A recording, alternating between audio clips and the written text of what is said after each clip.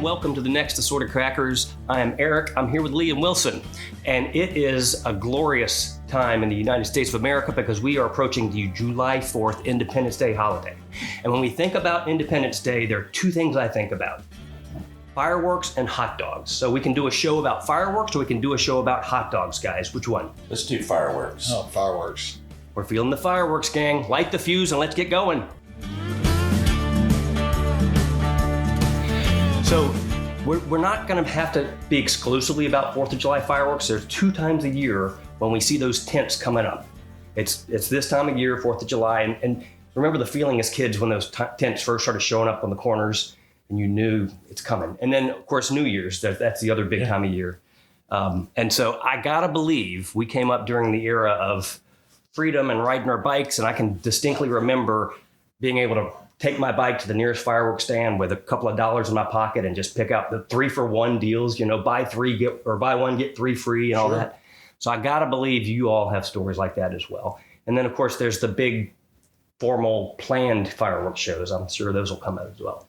Yes. So where do you want to start? Well, Wilson, we've been at the lake. I mean, you got to start with some of the things. What happens when you go to the lake 4th of July? So at Smith Lake, our community, we all chip in and buy fireworks because we've got a pyrotechnic expert that loves to shoot off fireworks. And I think he said that he spent more money on fireworks than he did on his first car. So we have a very good fireworks show here.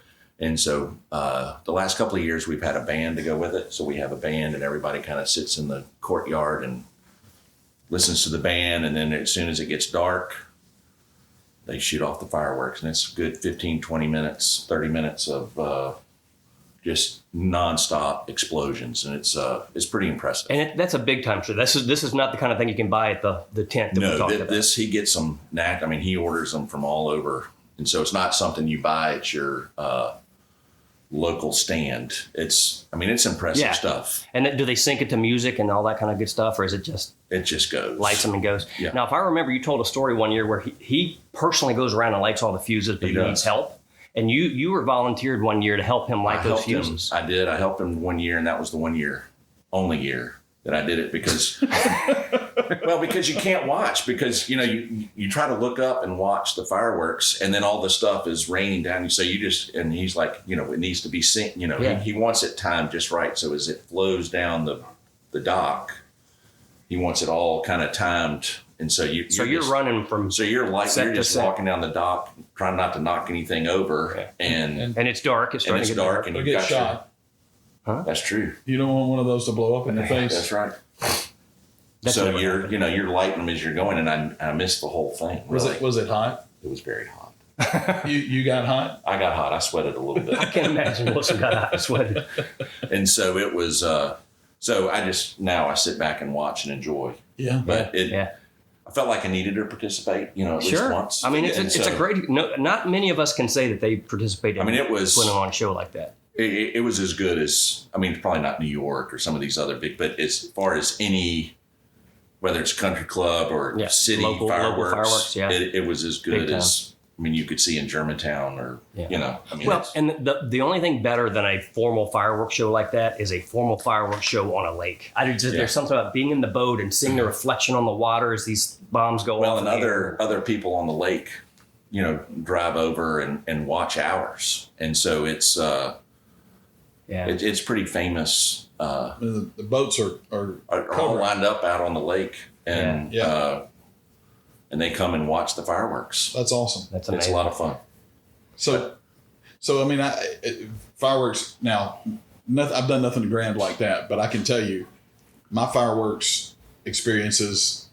I go back to memories of childhood, and it wasn't just 4th of July, but we've talked about memories of cousins and things like that. And so my uncles and my dad, they loved fireworks.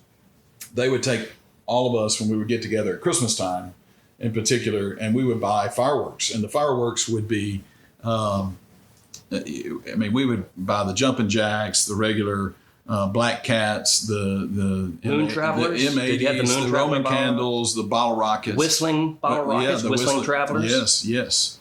And we would set those things off. I probably had. I mean, don't do this at home, guys. When you throw them, if you light them and throw them, the fuse sometimes is faster than others. Yeah. And I've had several explode in my hand.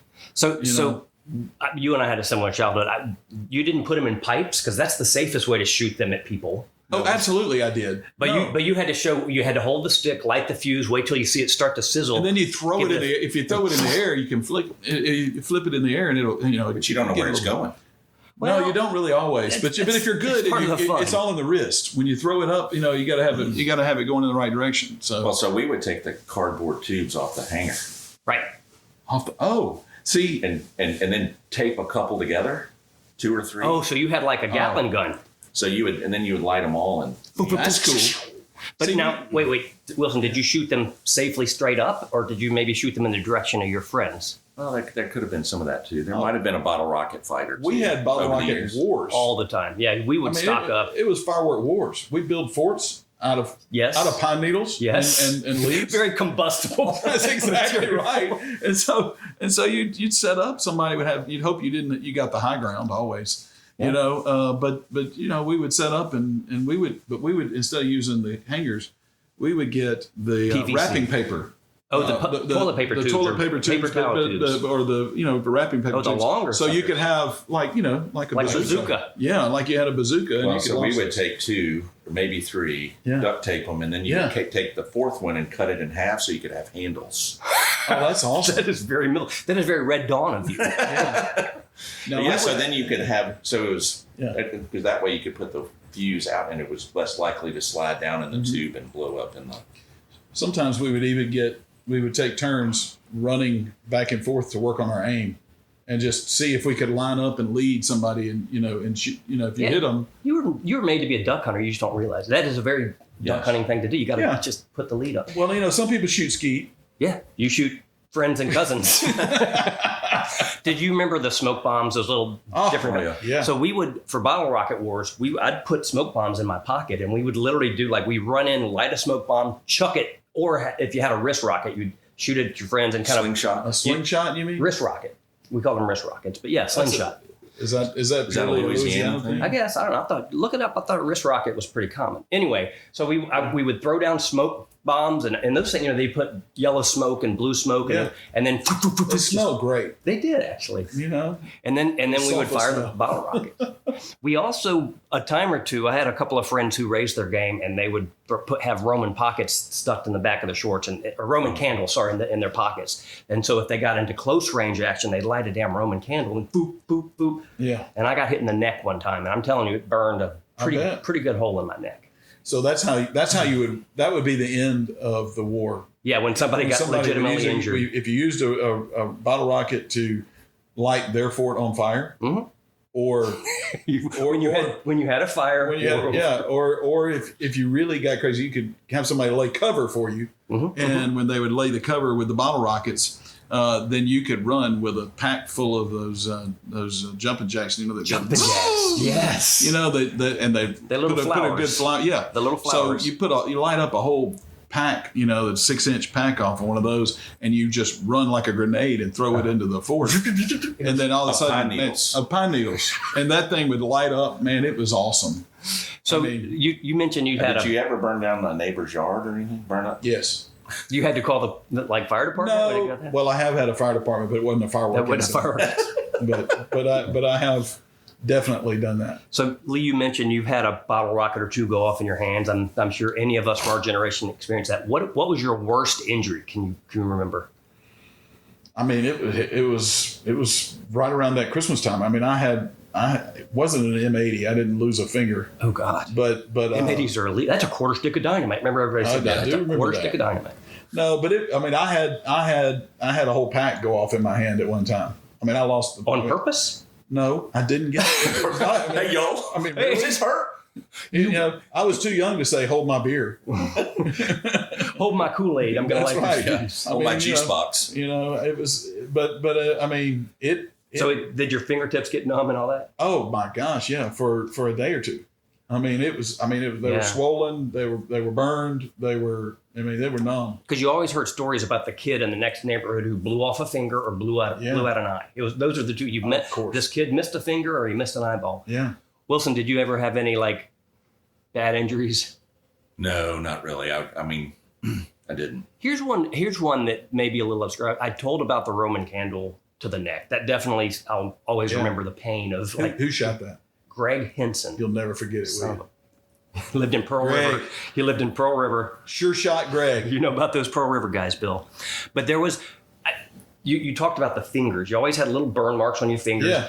But the worst injury I ever had was with a sparkler of all things. Oh, Those things get molting hot. Yeah. And so the thing. thousands of degrees. I burned off a sparkler and was just going to pick it up and move it up into the driveway and picked it up while it was still hot and it seared into my fingertips. So I think I did that. Those things are Those hot. hurt. all right. So, you brought up something that's a sore subject with me. I mean, weddings and sparklers. Stop it. Yeah, let's go there. Everybody's got their nice clothes on, and then somebody thinks it's a great idea to put 1,000 degrees in a bunch of people's hands. What about all the hairspray? I mean, come on.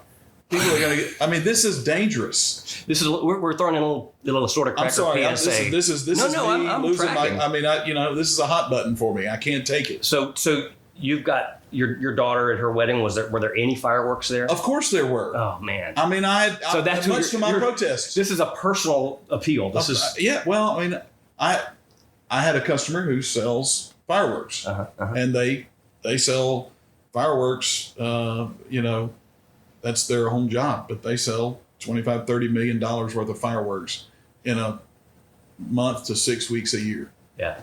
and that is a lot of fireworks. So did he offer to hook you up? I bought some of those really large sprinklers. I've got Sprinklers. sparklers. Sparkler. I've got them. They do sprinkle, I still have those. Well, they remember they had the Should have brought them to the lake, man. Well, Yeah, because there's nothing flammable out here. On Yeah, that. I mean, we would hold it in the water. Well, it's a good tip. It's a good tip. The other, do you remember you said you mentioned fountains and what were the other things that you just lit and they made sparks? There were nothing spectacular. You couldn't fight with them, but they were kind of pretty. Well, sometimes they shoot off the cannon and then they give it. It's like a multiple things happen. The multi-tier thing. But they're in a cannon that you set down on the street. Yeah, the big ones go up It's just in the a air, cone. and then, Just a then you cone. have the sizzle sparkler thing. Yeah. My dad loved that kind of stuff. Like Yeah. that's what. While I was off on the corner picking up the Moon Traveler bottle rockets and the blackjacks and all that, he was the one picking up the cones and the sparklers so he could put on the show for the neighbors and the friends. You know what? This is another quick story of I was probably 10, 12. We were dove hunting, and the dads were over sitting on the beds of the trucks watching all the kids out there in the field shooting doves. And somebody, and this is a long time ago, somebody happened to have some dynamite. Wait a minute. How do we go from fireworks to dynamite? Well, I mean, things that blow up, right? Things that blow up, you right? light a fuse and it Things blows that up. go So we're sitting out there shooting doves, and then dynamite. and so he takes a stick of dynamite, lights it, and throws it out in the middle of the field, and boom! Oh, I bet that hurt. This big, I'm talking. you see this big Mud dust cloud. this mushroom cloud of dust come out in the middle of the field, What was he and just- everybody goes, "I thought we were shooting 410s." So he was just showing off. Yeah, well, I got dynamite, and by God, I'm going to use it. Well, he might. I mean, I don't know. He was probably blowing up People a beaver usually dam don't or drink something and like shoot that. guns at the same time, but the dads weren't shooting. So they threw. Apparently So they maybe he threw a stick of dynamite. Maybe. He didn't have a child out there. He was just one of the guys.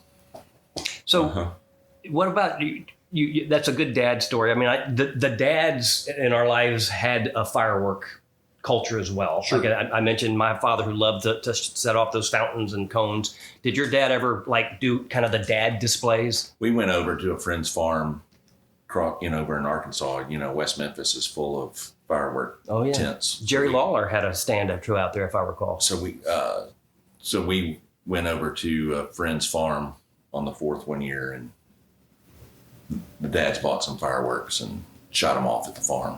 What kind of stuff did they buy? Like they weren't Nothing doing bottle over- rockets and. Yeah, I mean they bought some of the bigger stuff, but it wasn't. I mean it was It was fun for us because we were young and thought it was cool. But Yeah. it wasn't as I recall, it wasn't overly impressive. I mean, It wasn't was huge. nothing like your Smith Lake fireworks show. Correct. But your dad probably thought they were. Yeah, they had a good time. Remember, one of the things, the other things my dad liked to buy, they were shaped like bottle rockets, but they were super big and the sticks Yeah. were thick and heavy, and and so you'd have to get something pretty substantial. That's and what so, you needed in your bazooka. so yeah, well, after you lit off those cones, you had this empty cylinder with a base, and Yeah. so Dad would put those in them and light the fuse. And I remember my dad had kind of short legs, and so he'd have us stand back. And he'd get up and he'd light the fuse, and the minute you saw a little sizzle, he'd turn and kind of run those short legs to get out of the way because he was convinced that you're going to have a dud and it was going to explode right there on the launch pad. But those would go up and make pretty good, Yeah. good shapes and memories. Man, I think that there's a couple of things back when you think about the generations. Mhm. I mean, did we let our kids go run around and shoot fireworks at each other and do No. stuff like that? Well, did we let them? No. Does that mean did they do it? We don't know. I would like to think we would have. I'm pretty sure mine did. I know now that I think The about it. access in a city to fireworks was nothing like what we had. That's a good point. That is true. We grew up in Midtown, and there was yeah. no. I mean, we did fireworks illegally, but in a safe environment, and our kids were not. What's the part of statute of limitations on that? Are you past it? Well, we're not going to talk about how far back this goes. Okay, it was a long time ago. Long time ago, yeah. Well, but I mean, I think thinking about that from a generation standpoint and where we are, but I also think how neat it was for the dads. Yeah. I mean, the dads were able to watch us have fun and enjoy it. Yeah. We were the generation that just went out, and our parents, and never mind that we had a big brown paper sack full of stuff that exploded. Hanging on your handlebars Oh, of your bike. Yes. Oh my gosh. But that's who we were, and that's what we did. And then we'd come back home with scars on our fingers, and we'd wash the soot off our hands and go back for round two. There's nothing more disappointing when you found somebody's stash or somebody found your stash in the bag, in the brown paper bag, and they drop a thing of And jumping just jacks burn in the it, thing out. and then you're out of ammunition. I take it that happened to you. It has happened, and that was a tearful It situation. sounds like it happened more than once. Maybe. That's a $30 mistake right there. Well, I mean, it was significant, but that's how you do the bunker buster, Again, we're all preparing for Red Dawn. Yeah, I mean, you got to get rid of them. I mean, that's how you win. So It's like, this is just a fun version of Capture the Flag, right? it's something like that. This was before paintball, so this is what we did before. And That is- airsoft guns. That's a great point. That's a great point.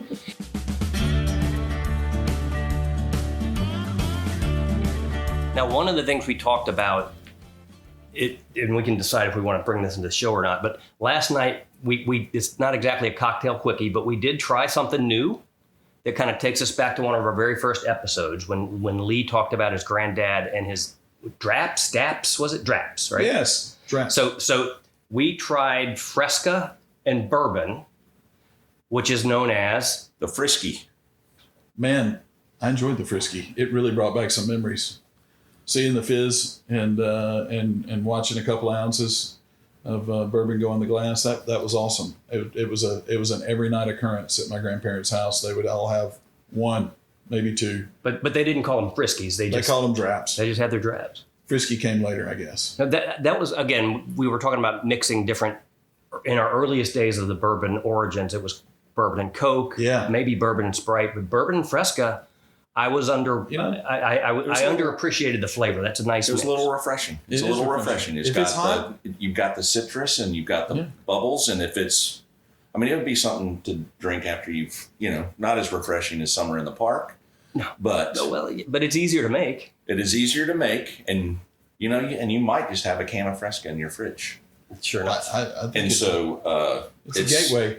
It's a gateway. It's No, it is. bad. That's a good entry drink. I do remember that. Again, we're hearkening back to the very first episode when we were telling our bourbon origin stories. And by the way, we're coming up on our 1 year anniversary. And so this is a great callback. But if you both of you kind of made an appeal almost to get a Fresca sponsorship for the show because you were like loving it so much. So if you want to Fresca? put that out there again, We want you. Come join us. we we will. would take a Fresca sponsorship. We'll make the Frisky a real thing. Well, we are recording this from Wilson's Lake, where our origin stories for this podcast began as well. So it's great to share this with you. Do we want to get back to fireworks? Because again, I think we can do this all day long. And maybe we've talked about our own experiences. We've talked about our fathers, and we even talked about dynamite somehow. But Wilson, you got grandkids. I have grandkids, and Margaret is 2.5. So she has not seen fireworks yet, or if she has, she doesn't remember them. But hopefully this year she will get to experience some good fireworks. And oh man, is she going to be at the lake for 4th of July? she is not. She's going to her other grandparents' lake house. Did they have fireworks at that lake house? I'm sure Pickwick has them somewhere. I remember when Jake was probably 5 or 6, the Redbirds put on some amazing fireworks. They and do he that. was a giant Redbirds fan. This is in the days of Lou Luca, Stubby Clap. AutoZone Park was brand new. I remember. Anyway, I did that. his first fireworks show was at the Redbirds game. And it kind of freaked him out because it was they would drag this tarp onto the infield. Yeah. And you would stay in your seats. I mean, again, it's a great show, but it's contained. I don't know, the noise, the report, as they say on the package, it just kind of echoes through Those the halls of claps that were stadium. booming. And he was loud. didn't love that. So that was one of those where you have to plug your grandkids' ears. And my kids. So make sure you even see people now who bring their kids to those Redbirds fireworks with headphones or ear protection. Yeah. Because you don't want them crying. Because you want them to enjoy it. You want them to enjoy it. Yeah. You don't want that experience to be too noisy, to where they don't want to do it I again. mean, but come on. Listen. Nobody put headphones on me. They threw fireworks at me. You're hunting doves with dynamite. I mean, this is to rub some dirt on it, Dad. Yes. Well, I mean, I'm sorry, kids. No, it does make sense. Again, you want them to enjoy it. You do want them to enjoy it. And I do remember maybe some tears at some of the first because they didn't know what to expect with all the loud and the... Well, there is a big difference again between the do-it-yourself fireworks that you can buy at the Jerry Lawler stand and the stuff that the professional stuff that they're putting off. And I did not see my first professional fireworks show until I was an adult. Like I was probably at Disney, and so it's a cool experience, but it's a very different experience than what we grew up with. Bill has prompted us with a question: the history of fireworks. What's the story behind that? Do we know? I don't. I guess I should have done some research. Well, or watch Schoolhouse Rock. Oh, Yeah, Schoolhouse Rock. there's a great episode on the 4th of July. Wait a minute. The Schoolhouse Rock is the same one that I'm a Bill sitting on Capitol I'm just Hill. same Conjunction, series. Junction, what's your function? I remember all those, but I don't remember 4th of July. The 4th of July is one of the best ones. Really? It's the whole. Tell me about it, because So I don't remember. The Can whole, you sing it? Maybe. So the whole thing is it's the signing of the Declaration of Independence that formed our great country, and so from what I recall, and somebody can write in and correct me if I'm getting this wrong, but from what I recall, the whole point was we brought fireworks in to sort of connote the bombs and the fighting that it took to gain and win our independence. Does that sound right to you guys? It sounds right to me. So we light off these fireworks like bombs bursting in air and what have you to sort of resonate with what it took to earn and gain our freedom. So we'll see. Bill's pulling up the actual.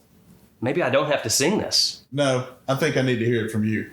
We got copyright infringements if you don't. All right. Well, so there's gonna be fireworks. So on the 4th of July, red, white, and blue fireworks like diamonds in the sky. Anyway, I'm done. That's as far as Wow. it's going. That was pretty impressive. Guys, But look it up. It's a great. But please give us some feedback on how many times we want to hear Eric sing, because I think that was awesome. I don't know. That's Maybe the beginning and the end. we need to run a poll out there and see what people think. More Eric songs or no more Eric songs. But to me, again, my recollection is the fireworks on the 4th of July connote the fighting but I don't know how fireworks made it into the New Year's Eve celebration. Yeah. We'll have to. Because you're bringing in a new year. You're ending one and bringing in a new. Yeah, but why do you have to blow stuff up to do that? Well, I don't think it's necessarily blowing stuff up. I think it's just the excitement. It's the celebratory. Yeah. I mean, it's like candles on a cake, right? You're. Oh, okay. Like diamonds in the sky, as the song Yes. goes. So I think that's just a celebratory way to say thanks, and I appreciate what our founding fathers went through. appreciate you on your birthday cake. You know, Yeah. I appreciate the wedding with the sparklers. It's just, I think, and then because I had a customer that sold fireworks, Yeah. 90% of the fireworks are sold in Sure. the United States in the 2 to 3 weeks prior to 4th of July. And then So, the so other that's 10%, the big that's what big it moment is. for Yeah. fireworks. So you got- so New Year's Eve is not the big, is a pretty small contributor. It's a small contributor. But, you know, weather's not always great, whatever. But 4th of July, people are outside, you know, It's apple pie, all summertime. that kind of stuff. Yeah, watermelon, lakes and beaches. It's just, this is the pinnacle of summer. Sure. So what Bill has found for us is obviously fireworks go way back to like pre-BC China. That's where fireworks came from. And actually, most of them allowed in the United States have to come from China because they're regulated that way. Very The interesting. people we had a big problem with some that were imported from Mexico a few years ago. So the That's scary. byline on this is they were created in China to ward off evil spirits. I feel like that would do it. you know, because it scared, the explosion would scare the, Evil spirits are afraid of explosions. You know That is what a I- known fact. Guys, this is, I hope everybody has a safe and happy 4th of July. This is really one of my favorite times of year. We say this all, it's my favorite time of year. We enjoy what we're doing. But truly, take care of yourselves. Don't shoot bottle rockets at your friends. just be safe. Be safe. Enjoy one another. Come on. Keep a bucket of water handy. Just Or a don't let fire them explode in extinguisher. your hand. Or a fire extinguisher. Don't let them explode in your hand. No plans to do that. It just happens because these things are cheaply made. Yeah, well. Okay, enjoy the summer. Enjoy Absolutely. the fireworks. So, guys, give us some feedback. We'd love to hear from you. Make sure that you tell us, you know, what we're doing right, what you like, what you don't like. If you do like it, please share it. We'd love for you to reach out to your friends and help spread the word about the assorted crackers and the things we're doing. We want you guys to feel like you're sitting in the room with us while you're listening and having a conversation with us. And you can reach us at 3assortedcrackers@gmail.com, or you can find us on the Instagram. Isn't that right? Instagram Instagram at 3 assorted crackers. It's pretty easy. It really is. So, on the 4th of July, they signed it, and a committee was born to write it.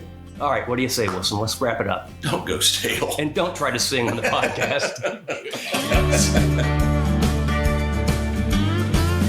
People in their freedom now, there's gonna be some fireworks. Wait, chorus. And on the 4th of July, they signed it, and a committee was formed to write it.